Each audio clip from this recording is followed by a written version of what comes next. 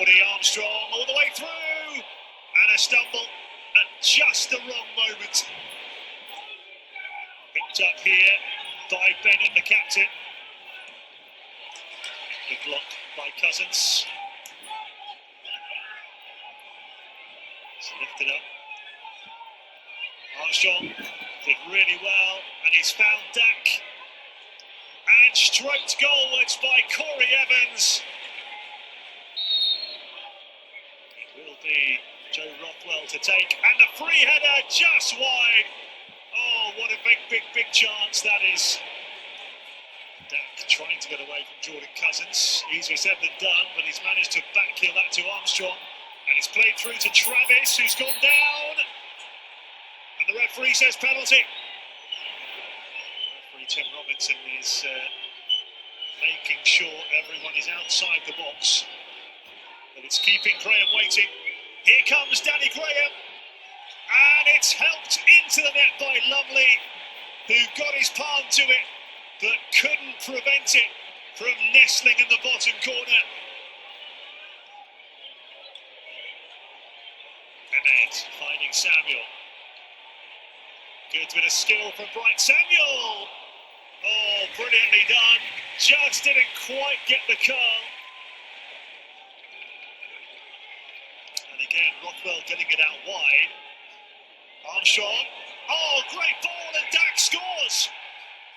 Less than 30 seconds into the second half.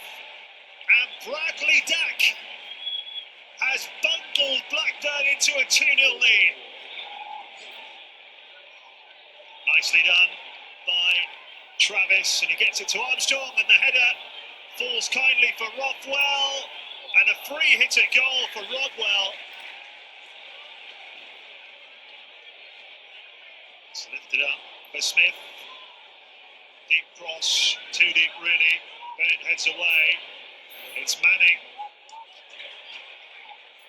Oh, Rabona cross.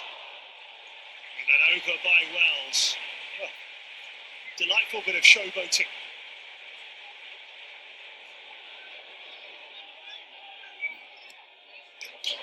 Keeper comes and doesn't get there, and it's headed in.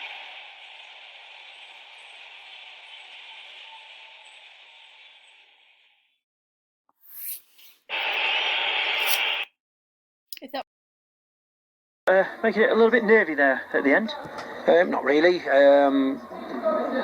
If we'd have been scrambling for points to stay in the division, it might have been a bit nervy, but we're not. It's we came just to play today, to try and express ourselves, try and give them some problems, spread out, try and play two strikers, two wide players, and I think we did that. I thought we got in behind them a lot today. I thought we had the better chances, and I think the result was right. I think they worked really hard, as you would expect, and ultimately their directness gave us some problems, but I thought we deserved to win today, and happy for the players and the supporters who travelled on a Good Friday that we did. Changing goalkeeper before the game, what was that about? I think it's time to give the goalkeeper a chance, really. I'm generally pretty faithful to my goalkeepers, and they're allowed to make some mistakes along the way, as he did today for their goal, to be honest, but I think David Ray has sat him down this week and told him, time to change, time to have a look, time to, if your number two goalie never gets a game, you're never going to know when you need him in an emergency. When your number one gets injured and he has to go and play, then you have to have faith in him and trust him, and he has to have the confidence that he's been on the pitch and he's played, and that's all that was today. Just towards the end of the season, just giving him some game time, really. How did he take that? All right. Who, David? Yeah. Fine, no problem whatsoever, to be honest. I think David's dropped below the standards that he set himself last season. This is his first year ever at this level of football.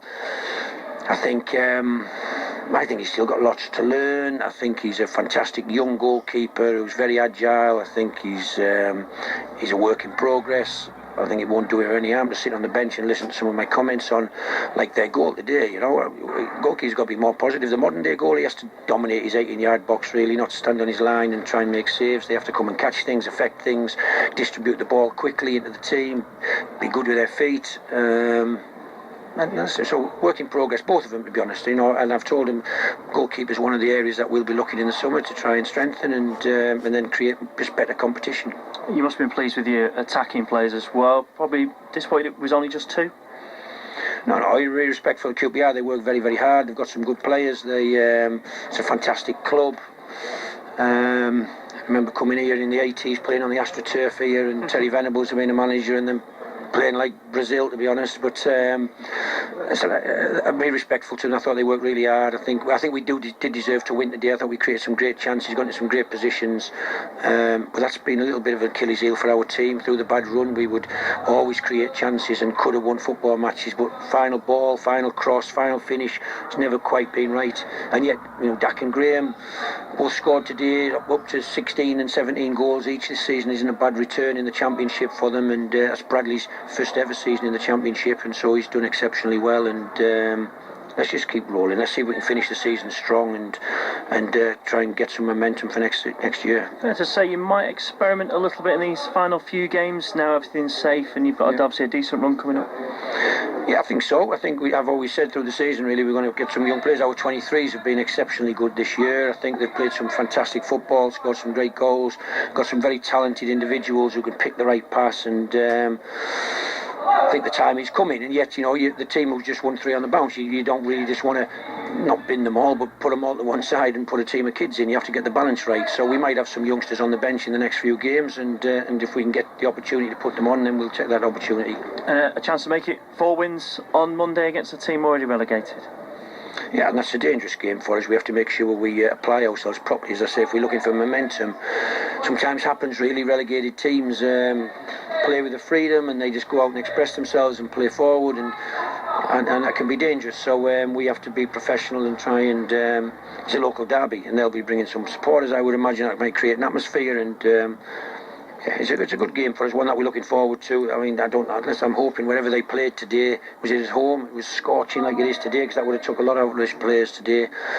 I'm not sure it would have been scorching in that part of the world, but anyway, let's wait and see what Monday brings. We'll make some changes on Monday, but we'll again be very respectful of the opposition, because they're Phil Parkinson's a very, very good manager, and they've got some good players. I managed Amiobi and a few of their players, to be honest. Obviously, Jason Lowe's, I think he's injured at the moment, who's a player, but Andrew Taylor at left back, David Wheater, all players that I managed, and are very good players and honest players, and I'm sure they'll come and give a really good account of themselves. A word for the fans as well, just short of 1,000, especially this weekend with London on a bit of a shutdown.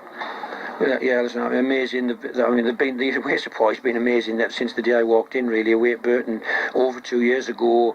It doesn't surprise me to see them come in such big numbers. Of course, Euston Station being closed is a problem, and so they'll all come in cars and coaches, and huge thank you to all those supporters who've made this trip, and hopefully they enjoyed the victory. They seem to be enjoying it behind the goal there, and it was good that we scored at their end as well. Bradley scored, and so